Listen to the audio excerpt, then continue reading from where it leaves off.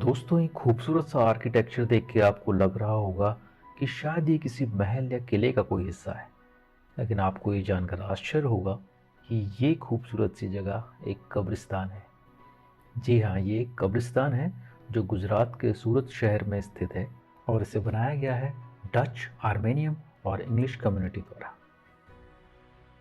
अब बात आती है सूरत तो हिंदुस्तान में है, तो ये कब्रिस्तान यहाँ पर क्यों बनाए गए हैं? तो इसके लिए हमें जरा सा इतिहास में जाना पड़ेगा।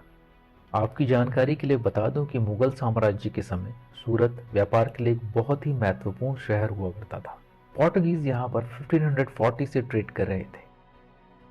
17वीं शताब्दी की शुरुआत में पोर्टुगीज ट्रेडर को रिप्लेस किया डच और इंग्लिश ट्रेडर्स ने। इसी तरह 16th सेंचुरी में आर्मेनियंस ने, जो कि ज्यादातर पर्शिया से थे, सूरत में एक ट्रेडिंग कम्युनिटी की स्टार्ट की, जो कि उस वक्त सबसे ज्यादा एक्टिव पोर्ट हुआ करता था वेस्टर्न कोस्ट ऑफ इंडिया में।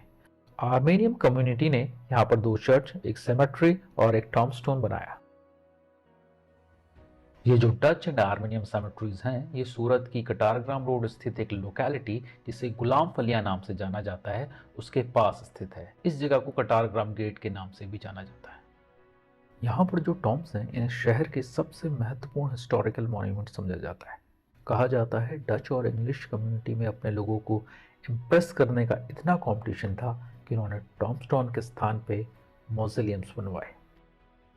दोस्तों, अब मैं आपको ये भी बता दूं कि मॉज़ेलियम्स और टॉम्ब्स के बीच क्या डिफरेंस होता है। दोस्तों, टॉम्ब्स जो होती हैं वो ज़मीन के नीचे एक चैम्बर या वॉल्ट होता है जिसमें डेड बॉडी को दफनाया जाता है।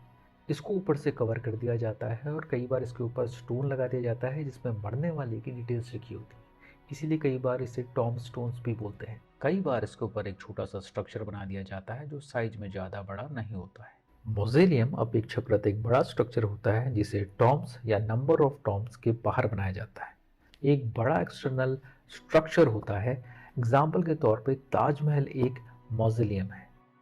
मोज़ोलियम वर्ड डिराइव हुआ है मोज़ोलियम ऑफ हेलिकार्नासिस से, जहां पर किंग मोज़ोलियस को दफनाया गया है। अब जो ये डच टॉम्ब्स हैं वो बहुत सारे शेप्स एंड साइजेस में हैं, लेकिन ग्रैंडियोज मॉज़ेलियम और बैरन एड्रियन वैन रीड, जो कि एक डच गवर्नर थे, उनकी टॉम्ब सबसे भव्य है।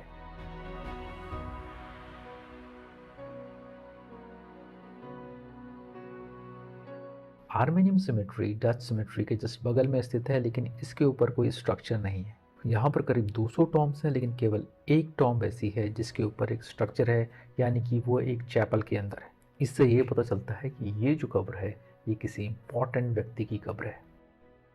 तो ये कब्र है ख्वाजा फानूस कलंदर के बेटे की, जो उस समय के एक प्रख्यात व्यापारी थे और आर्मेनियम नेशनैलिटी के लीडर भी। इसी ओहदे के कारण उनके बेटे को एक स्पेशल प्रिविलेज मिला कि उनको इस मॉर्चुरी चैपल में दफनाया गया।